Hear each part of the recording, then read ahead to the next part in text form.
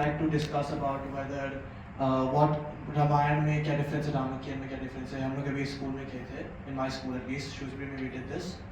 At least the Indian students, because they were teaching about Ramakien. So I had put up my hand and said it's also a form of Ramayana. So which was then homework to see the difference. And a lot of people then understood that there's a very huge link between Hinduism and Buddhism.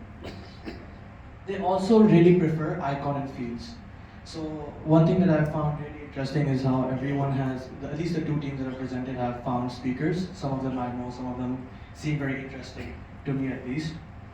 One person has stood out very particular recently over social media, and at least in the Indian youths. And he's the foreign minister who recently came to Bangkok. I was quite excited, but unfortunately I wasn't able to meet him, Sir Jaishankar Lee. Just like that, we are quite interested in icons. We feel like they have a lot of experience that they can bestow upon us. So I feel like the initiative we've taken to have talks from different leaders is a good idea. But psychologically also, our younger generation turn to shorter conferences. No matter if it's a conference to go to university, if it's a conference of studies, if it's a conference for anything we have a passion for, we turn for shorter conferences due to the fact that we have reduced attention spans. So they like to mix it up with Q&As and activities such as that. We also look towards certain alternatives, such as virtual way to join. And for that, I just think that we should at least in my opinion, I'm sorry, is that we should market it through heavy footfall channels, such as Instagram and so on. Because I feel like a lot of the youth, at least, to capture it, sure, Facebook, and everything else that we're marketing is correct, through flyers and so on. But through virtual means will be easier to capture that heavy footfall, at least from the youth's perspective. And because right now, at least today, I only see myself here as a youth team, I would like a core team which I think I can assemble, but I would require some time, as during this time, during my age at least, final year of school, we have a lot of responsibilities, but we'll all be very happy to work towards this. And one last thing just to say was that we also look towards working towards like I said, discussion basis, but also something we like to call peer-to-peer learning.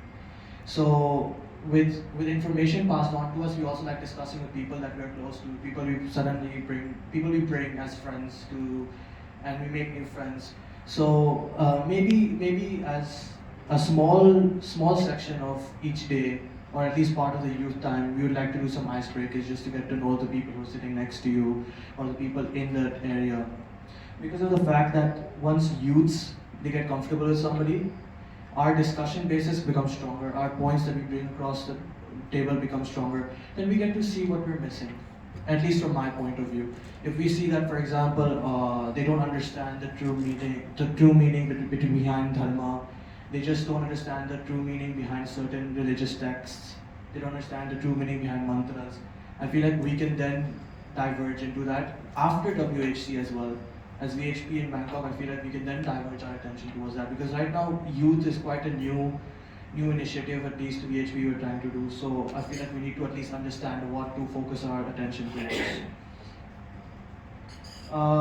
So I also feel like at least I'll try to do this from my part, is that I'll try to also come up with a fun motto to say.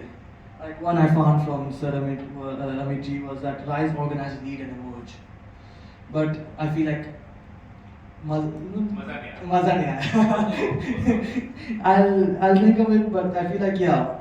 Honestly, everything that I've seen up till now, every subcommittee, the committees, they all seem very fun. I just feel like we need to also turn our diversion towards the younger generation, because at least at this day and age, we need to pass it on at the age of info. Right now we're at information war, we're at the age of information. If we, for example, if we don't get rid of this veil of shadow, and we bless them with light about the true knowledge, then they're easy to be pulled in towards the deceptions.